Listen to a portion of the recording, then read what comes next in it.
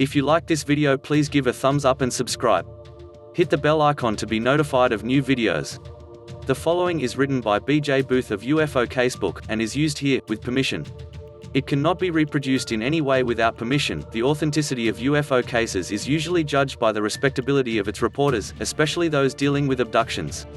That being the case, the report of an extraordinary series of events from 3 women from Stanford, Kentucky is highly regarded. It would be on January 6, 1976 that Mona Stafford, Louise Smith, and Elaine Thomas would have a terrifying experience with a UFO and alien beings. The added strength of a well-conducted investigation make this one of the most quoted events in UFO annals worldwide.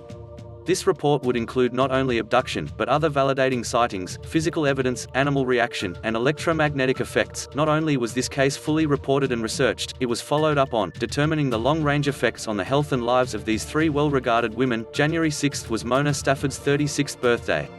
She was joined by her best friends Louise Smith and Elaine Thomas to celebrate the event, and just have a friendly dinner together.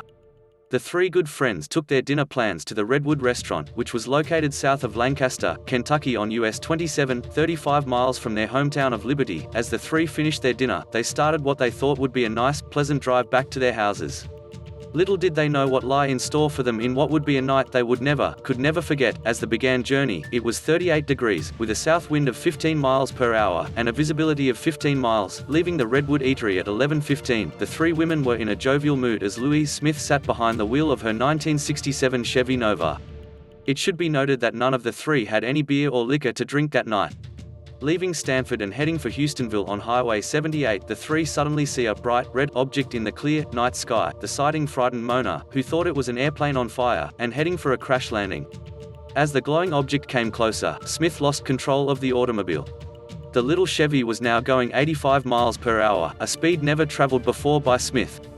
In a panic, she cries, "I can't hold the car on the road." Mona reaches over and tries to help her, thinking that something is wrong with the steering, but she cannot control it either. The car continued its high rate of speed without deviation. Later, Louise would state, "My foot wasn't even on the gas pedal." In a moment, the unknown object was frighteningly close to the Chevy. It followed from behind for a short time, then flipped on its end, coming extremely close to the driver's side. All 3 women would later recall the same thing.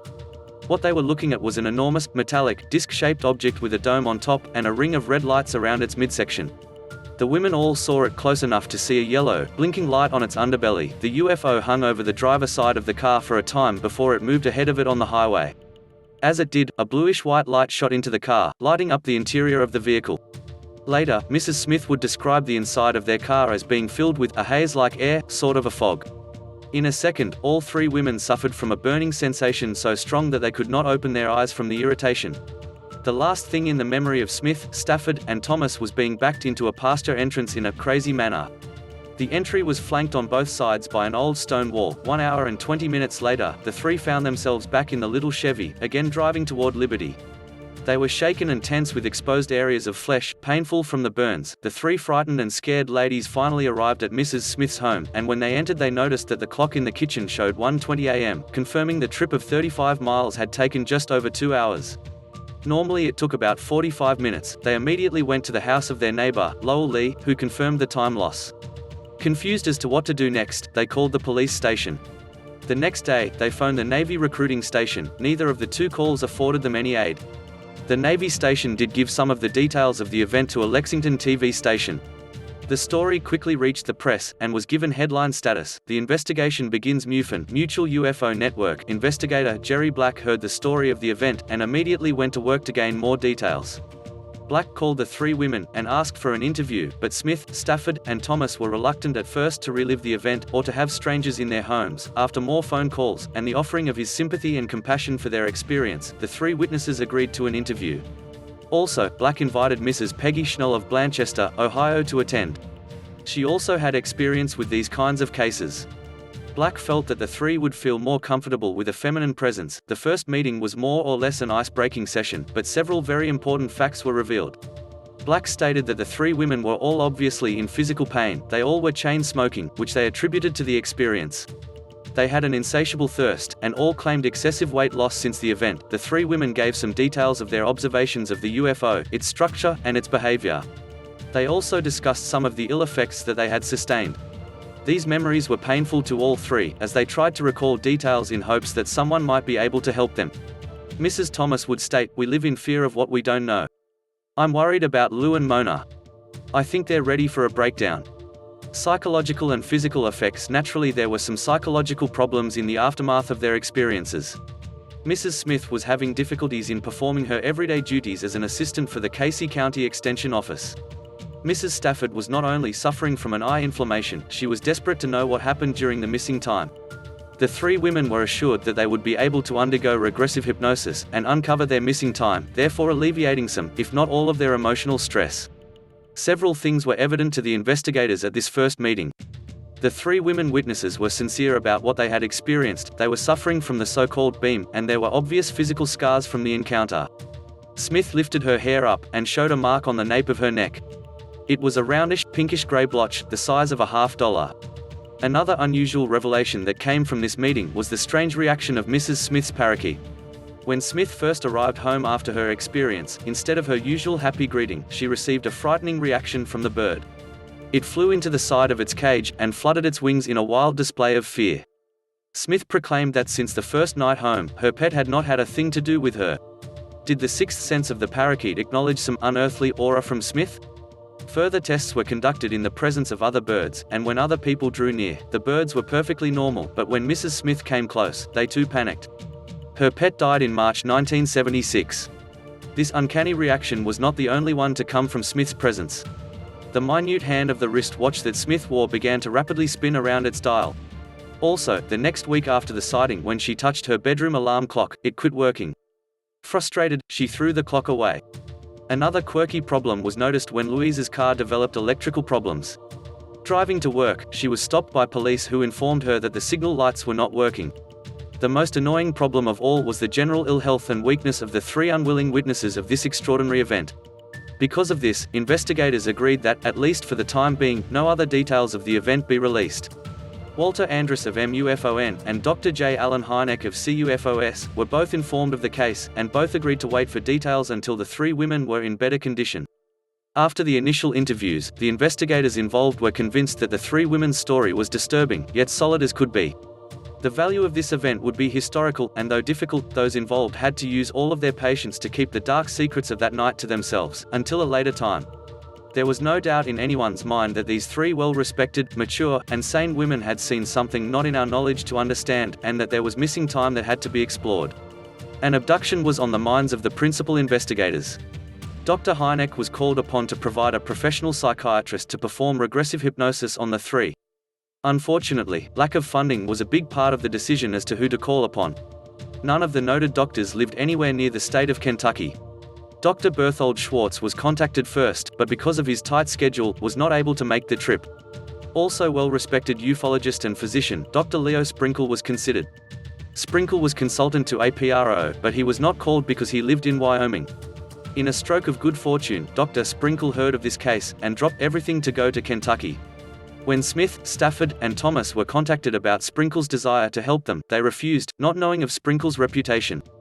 At this time, the three women, though needing help, were still under the impression that in time their problems would pass, and to involve more and more people in the story would only prolong the agony. The three women had heard of Jim and Coral Lorenzen of APRO, and this well-respected husband and wife team were called in to try to ease the fears of the story being released nationally. A promise was made to the three ladies that the regressive hypnosis procedure and its results would not be released to any of the UFO groups for publication until a time that they felt comfortable with it. An agreement was made. A date was set for the regressive hypnosis, March 7, 1976. Regressive hypnosis drive Sprinkle, Black, Schnell, and others were all present for the initial session. All of those in attendance reaffirmed their good intentions of keeping the wraps on the story until the three women authorized its release. At this time, only one of three would consent to the hypnosis, Mrs. Stafford. A silence fell across the room as Dr. Sprinkle began his methodical, professional way of easing Stafford's fear. In a slow, cautious manner, Stafford began to recall the events of her night of terror. She was able to relive her interpretation of seeing what she thought was an airplane crashing. She was not able to go any further at this first session, as tears rolled down her cheeks and exhaustion set in. After the session, Dr. Sprinkle stated that Stafford was still in a post-hypnotic state, and that she should be questioned very carefully and cautiously. After the first hypnosis, Black continued to ask questions of Louise and Elaine. Mona moved away from the others to rest. Another interviewer began to show Stafford some drawings of aliens. The word alien had not been mentioned in the case before this time, out of respect to the three, and also to not coach in any way. Mona sat and silently looked at the pictures, and then in a dramatic fashion, she proclaimed, "This looks like the light I saw. It was shaped like that head," pointing to a specific alien. Again, Mona sat for a time, thinking about that night. Then she added to her previous statement, "Yes. I can see the face now, but it doesn't seem solid. It comes and goes. I mean, fades and reappears like in a fog. Its eyes are far apart and at the bottom, the chin, is like that drawing." At this time, she had remembered all she could, but that was more than enough. A major breakthrough had occurred, the time-lapse barrier had been breached. There was now no doubt that an abduction had taken place. Dr. Sprinkle was notified the next day of the revelations from Mona, and was sent the alien picture she identified. Her statements were logged, and sent along also. There would be a lapse in the investigation at this point. Several months went by without probing any deeper into the hidden facts of the case. Investigators did keep in constant touch with the three women, albeit in a friendly fashion, careful not to push them too soon.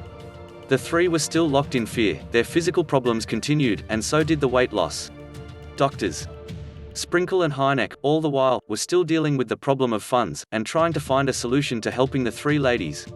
Also, investigators were constantly being prodded for more information on the Stanford case, and as per their agreement, they refused to release any information.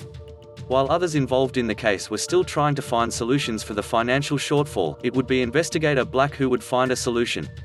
After lengthy discussions with the National Enquirer, he had struck an agreement with the tabloid. The Enquirer would finance a return trip for Dr. Sprinkle to complete his regressive hypnosis, and lie detector tests would be conducted.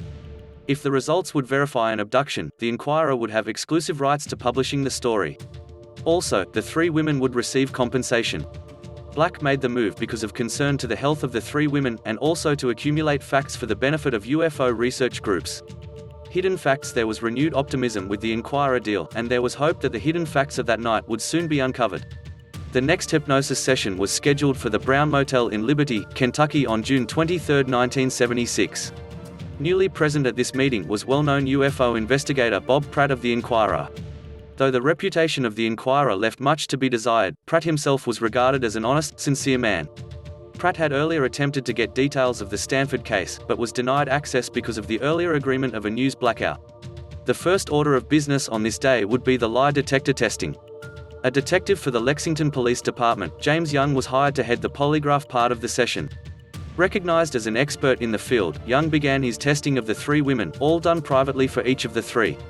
Young was actually a great choice for the sessions, because he was a skeptic as far as UFO stories went. The tests themselves were lengthy, leaving no room for anything but a conclusive result, whether good or bad. After the tests were all completed, Young emerged from the room with an expression of utter amazement. All three of the women had breezed through their tests without a hint of deception. To his credit, Young was man enough to admit that his earlier prejudices were completely erased after the testing of the three women. Next would come Dr. Sprinkle's hypnotic session. Sprinkle would first put Mrs. Smith under the evening of the lie detector testing. The next day, all three would undergo regression, with each woman having 2 sessions. During the regressions, the faces of the three women showed the emotional turmoil they were enduring. The details of what occurred on that harrowing night came slowly, hauntingly, painfully. Some of the most fearful moments of their abduction were displayed by painful body contortions and movements. All of the details revealed in this article were observed by an eyewitness of the entire procedure, whose credibility is beyond question. Digging for the truth, all of the women were taken aboard some type of craft, and subjected to physical examinations, sometimes harsh in nature, sometimes tortuous. There was not any sexual molestation during the abduction, but they were restrained in embarrassing, humiliating positions. Mrs. Smith would reveal that her exam took place on a table. Mrs. Thomas's was inside of a capsule with an unusual-looking noose-like device around her neck, which tightened painfully if she tried to speak. Mrs. Stafford's exam was in a chair-like device. All of the abductees recalled having their bodies scanned, and instruments used which exerted pressure on their limbs. Mrs. Thomas recalled a tube with a bullet-like tip on it which probed her chest, and she also recalled a warm liquid being applied to her face and body. Mrs. Stafford also recalled the warm liquid. The humanoids. The sessions brought out other details as well. The characteristics of the alien forms themselves seemed to be vague, and often indescribable. All three related shadowy figures, which floated or glided by them. They also recalled the frightening one eye, or 2 eyes, which also hovered over them. Mrs. Stafford made an unusual statement in describing an eye exam. "I could see a light at the end of a tunnel, which looked like a volcano with a jagged edge. At this point, she described great pain in her eyes. Just like they've been pulled out." Mona recalled a single bright purple eye that radiated lightning-like rays. Elaine also joined the other two in describing the strange events. She remembered 2 eyes from a round head in a deep darkness. One eye, she said, was a beautiful blue, encircled by a blue membranous lid, like a turtle, and the other eye appeared dark. Louise saw several different forms of beings during her ordeal, but she was so frightened that she closed her eyes and didn't look at them. However, some months later, she described her vision of the humanoids in similar fashion to her 2 friends, adding that their hands looked like jagged wingtips. It would be Elaine who recalled the most about their captors, at one point stating, "There were several small figures about 4 feet tall." Conclusions. One fact that all 3 agreed on was that the humanoids communicated with them by telepathy. Not once was an entity mentioned to have any type of mouth. Some interesting facts about the craft itself were revealed by Mona Stafford when asked to elaborate on her description of the tunnel or volcano. She would now add to previous information that she was looking through a tunnel, with the room lit up brightly. She could see a square table with a helpless woman on it, surrounded by small figures clad in white. The small beings were closely examining the poor woman. In her own words, "I'm not sure if the person was Elaine, or Lou, or maybe even me." After all of the revelations of the 3 women, there remained no doubt that something very extraordinary happened on the night of Mona's birthday. Several profound facts were accepted. 1. The 3 women had encountered a flying craft of unknown origin. 2. They had been abducted by beings unknown. In all cases, no matter how believable, it always helps if other witnesses come forward. This case also had other observers of the UFO that night, independent of Stafford, Smith, and Thomas. These sightings occurred in Casey and Lincoln counties, Kentucky. Within a couple of hundred yards of the abduction, one couple watched from the window of their home a large, luminous object, which passed over the Stanford area. This occurred about 11:30 p.m. The couple wanted to remain anonymous. Other observers reported also, describing a ring of reddish-orange lights around a disc-shaped flying object. 2 teenagers, out for a joy ride, stated that they chased a low-flying UFO after it had hovered over the Angel manufacturing plant in Stanford. They chased the strange object all the way to Danville, and there they reported the object to police. Another very significant report came from the owner of the property where the 3 women's abduction took place. The farmer stated that down the road from his house, he witnessed an unusually low-flying object which shot a white beam of light to the ground. Could this have been the precise time of the abduction itself? Although over 30 years have elapsed since the Stanford case, there has been not one negative comment on the details presented by Mona Stafford, Louise Smith, or Elaine Thomas. The Stanford, Kentucky abduction is still considered one of the best documented abduction cases in UFO history. Author, B.J. Booth. Sources, www.void.com/96392/120.html Jerry Black. Page 1 Photo, Jerome Clark. The Kentucky Abduction, APRO Bulletin, Volume 25 No. 4. October 1976, the February 1st issue of the Kentucky Advocate, published at Danville, Kentucky, carried an article pertaining to UFO sightings in that general area, among which was the story told by Ms. Louise Smith, Ms. Mona Stafford and Mrs. Elaine Thomas about their drive home to Liberty from a late dinner at the Redwoods restaurant located 5 miles north of Stanford. The ladies said that at a point about 1 mile south of Stanford, they saw a huge disc-shaped object which was metallic gray with a white glowing dome. A row of red lights rotated around the middle, and underneath were 3 or 4 red and yellow lights that burned steadily.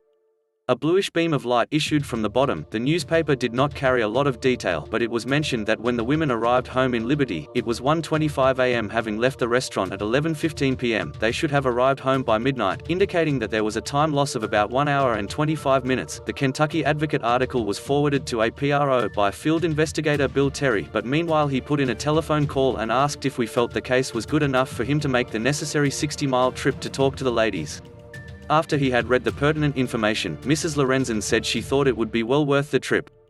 A few days later he called back and told headquarters he thought it was a case of abduction, and that the usual hypnosis procedures should be utilized. A call was put into Dr. R. Leo Sprinkle, APRO's consultant in psychology, and he was asked to travel to Liberty to interview the women and possibly use hypnotic procedures to relieve their anxiety and obtain any repressed information.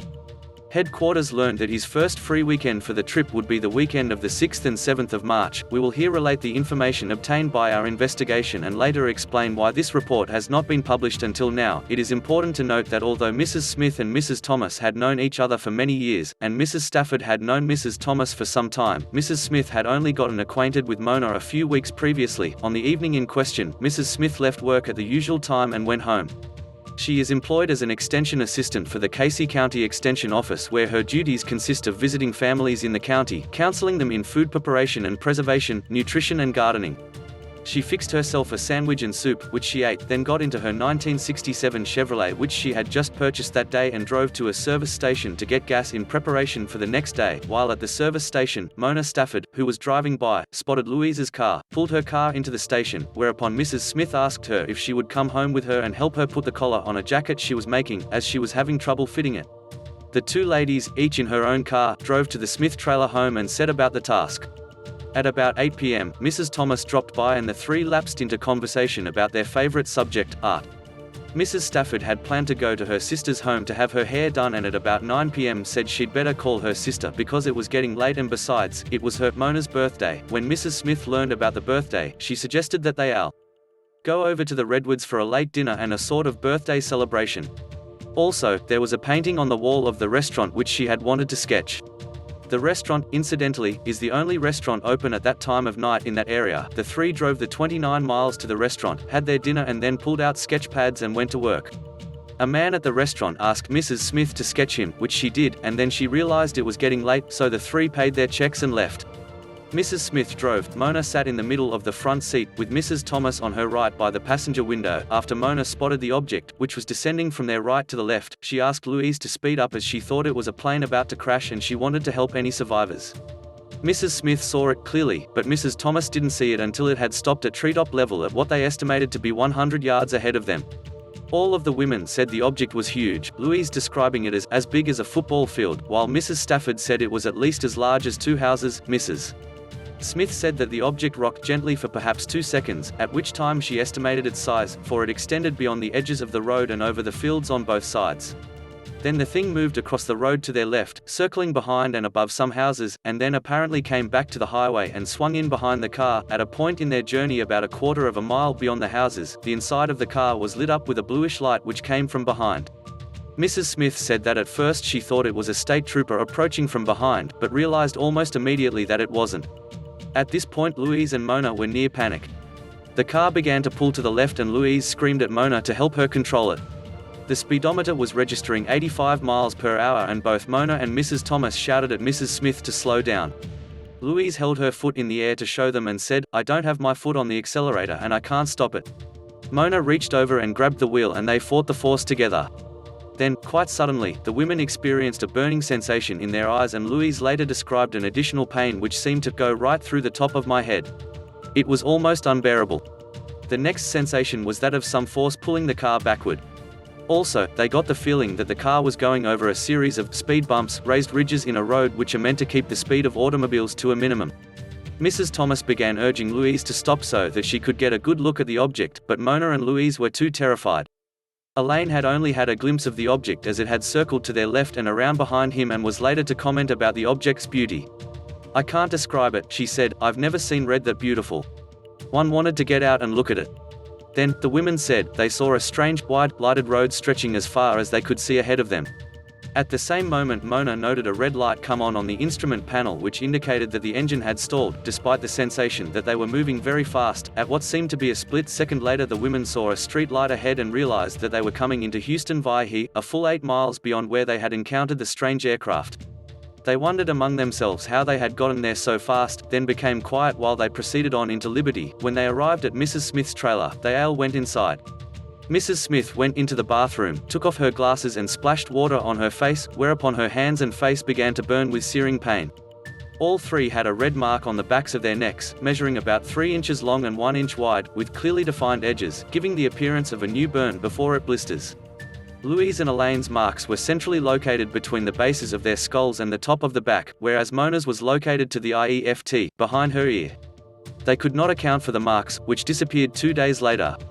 All three were experiencing burning and tearing of their eyes, but Mona Stafford had a much more severe case of conjunctivitis, an inflammation of the conjunctiva membrane of the eyes. Prior to washing her hands, Louise had taken off her watch and was startled to see that the hands of her watch were moving at an accelerated rate of speed, the minute hand moving at the speed of a second hand, and the hour hand was moving also.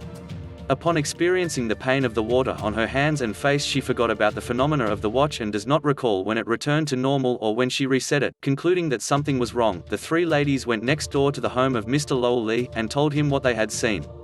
He asked them to go into separate rooms and sketch the object, and when finished, he found the resulting sketches to be almost identical. Although all the women had trouble with their eyes, only Mona Stafford sought medical help, as her problem was so severe.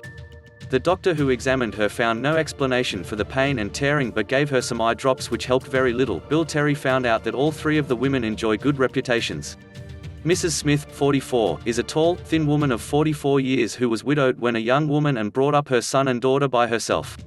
She has 2 grandchildren and busies herself in her spare time with painting and sketching and gospel singing. She performs around Casey County with the Jubilee Echoes, consisting of herself, a 14-year-old boy singer and a bassist who is a police lieutenant in Danville. She is a lifelong member of the Baptist Church and attends services regularly at the Poplar Springs Baptist Church in Liberty. Inquiries to such people as police personnel, her minister and employer, elicited only good comments. Several weeks after her experience, she had lost 28 VI of her normal weight of 125 VI pounds. Mona Stafford is 35, the former owner of an arts and crafts shop in Liberty and currently unemployed except for secretarial work which she does for her father, who owns a mobile trailer park. She was once married but has been divorced since 1970 and lives in a trailer home park near her parents' home. She is a devout Christian, a member of the Hilltop Church of Christ near Liberty. She also lost weight amounting to 17 pounds but at this writing had regained 7. Elaine Thomas is a 48-year-old housewife who has lived in Casey County, Kentucky all of her life. She and her husband Otis live several miles out of Liberty. They have a grown daughter and 3 grandchildren. Mrs. Thomas is also a lifelong churchgoer and is a member of the Kentown Church of Christ. The foregoing information indicated to APRO's staff that the women were of good reputation, sincere, honest, and had no motivation to concoct a story, so we proceeded with the investigation. It is at this juncture that we will explain the tardiness of the publication of this case. Bill Terry met Dr. Sprinkle upon his arrival and the two proceeded to Mrs. Smith's home. They were met with a conglomeration of investigators from CUFOS and MUFON, who felt that they were first on the case and that APRO should not be allowed to enter. They had preceded Mr. Terry to the Liberty site by only 1 day. Sprinkle, being a gentleman and a scholar, did not want to intrude, and it was finally decided to call APRO headquarters for an opinion. Mr. Lorenzen talked to Len Stringfield of CUFOS and MUFON, who wanted to use the services of Dr. Sprinkle but did not want the report to be sent to APRO.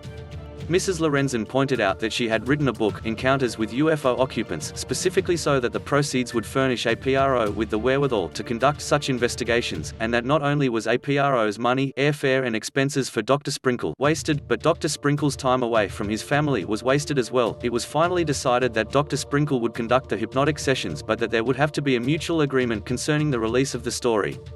Also, during meetings before Sprinkle's arrival, some representative of MUFON or CUFOS had told Mrs. Smith, she doesn't recall who, that the ladies should be careful about having anything to do with APRO because they would call in the National Enquirer and they would receive much unwanted publicity.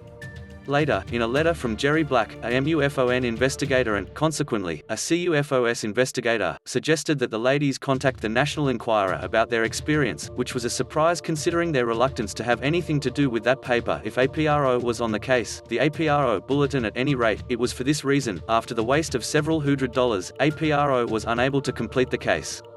Then, after the National Enquirer contacted the ladies, Dr. Sprinkle, because of his participation in the Blue Ribbon panel of National Enquirer experts, was called upon to go back to Liberty and regress the women. His report of the weekend of March 6 and 7 is quite sketchy except for his characterization of the 3 women as reliable, sincere, etc., because Saturday was largely wasted in quibbling about who should have control of the case. Incidentally, the MUFON people wanted to make use of Sprinkle's expertise, as long as he was there. but they admitted they neither had the consultants nor the funds to send in someone expert in hypnotic techniques to carry out the trance sessions. On the 23rd of July, under the National Enquirer's aegis, a polygraph test was conducted on the three ladies, and James C. Young reported, in each case, that it was his opinion, based upon the polygraph examinations, the ladies believed they were telling the truth to the listed questions. In his report, Mr. Young made the following pertinent observation: prior to the examination of these three persons, it was determined by the polygraphist that these persons had been previously interviewed by Dr. R. Leo Sprinkle and the above-mentioned members of the Mutual UFO Network. How much or how little these previous interviews played a part upon what these persons now believe about this alleged encounter cannot be determined by the polygraphist. I cannot discount the fact that previous interviews with these persons could influence their personal beliefs as to whether or not this alleged encounter did or did not occur. Mr. Young makes a very good point, that being that interviewers showing sketches of UFO types to a witness before they make their own renderings of what they saw, is highly suggestive, as is the display of any drawings of occupants. This apparently was done by MUFON representatives prior to the polygraph test or the trance hypnosis carried out by Dr. Sprinkle on the next day, the 24th of July. APRO has a complete transcript of the trance sessions which have been examined by the staff. While Robert Pratt of the Enquirer, and Dr. Sprinkle, who has had extensive experience in this phase of UFO research, were careful not to lead the subjects, some very suggestive or leading questions were asked by Mr. Stringfield and Mr. Black of MUFON. It is just such errors that the skeptics will leap upon in attempts to discredit the investigative procedures or reliability of witness testimony. In such cases, we would like very much to quote in polygraph tests and the hypnotic trance sessions, but space will not allow us to do so. Therefore, we summarize Dr. Sprinkle's findings from the hypnotic sessions. Mrs. Smith suffered much as she relived the experience. The behaviors, e.g., weeping, moaning, tossing her head, shuddering, and shaking, etc., were evident to those of us who observed her, especially as she seemed to relive an experience of a fluid material covering her face. Her smile, and evident relief in seeing the street light at the end of her hour-and-one-half loss of time experience was dramatic and indicated that she was safe in the car, once again, and returning home with her friends. Sprinkle then goes on to recount Louise's claim that her pet parakeet, who, according to her claims and the claims of others who observed the bird, refused to have anything to do with her after the UFO experience. Others could approach the bird and it would not react wildly. However, whenever Louise came close to the bird would flutter and move away from her. The bird died within weeks after the UFO experience. Mona Stafford responded well to the hypnotic suggestions, and she was able to describe impressions which led her to believe that she had been taken out of the car, and that she was alone on a white table or bed. She saw a large eye, which seemed to be observing her. She felt as if a bright white light was shining on her and that there was power, or energy which transfixed her and held her to the table or bed. She experienced a variety of physiological reactions, including the impressions that her right arm was pinned or fastened, her left leg forced back under her, with pain to the ankle and foot, pressure on the fingers of the left hand, as if they were forced or squeezed in some way, a feeling of being examined by 4 or 5 short humanoids who sat around in surgical masks and surgical garments while observing her. At one point, she sensed that she was either experiencing out-of-the-body travel, or else she was waiting outside of a large room in which she could view another person, probably a woman, lying on a white bed or observation table. She perceived a long tunnel, or a view of the sky, as if she had been transported to an area inside a large mountain or volcano. Although she wept and moaned and experienced a great deal of fatigue as a result of the reliving of the experience, she felt better the next day. She expressed the belief to me that she now had a better understanding of what happened during the loss of time experience. Mrs. Thomas had been rather quiet during the initial interview in March 1976, although it was obvious that she is perceptive and aware of other people's attitudes and feelings. Like the others, she has lost weight, but she has also experienced some personality changes. She dresses a bit more colorfully now, and she is more willing to talk and to share her ideas with others. She, too, experienced a similar reaction during the hypnotic techniques. She apparently was responding well to suggestions to go deeper. When she relived the UFO experience, she experienced a great deal of emotional reaction. Her main impression was that she was taken away from her 2 friends, and that she was placed in a chamber with a window on the side. She seemed to recall figures which moved back and forth in front of the window of the chamber as if she were being observed. Her impression was that the observers were 4-foot-tall humanoids, with dark eyes, and grey skin. One disturbing aspect of the experience was the memory that she had some kind of contraption or covering that was placed around her neck. Whenever she tried to speak or think, the contraption or covering was tightened, and she experienced a choking sensation during these moments. At first, Mrs. Thomas interpreted the memories as indication that she was being choked by hands or that she was being prevented from calling out to her friends. Later, however, she came to the tentative conclusion that an experiment was being conducted, and the experiment was to learn more about her intellectual and emotional processes.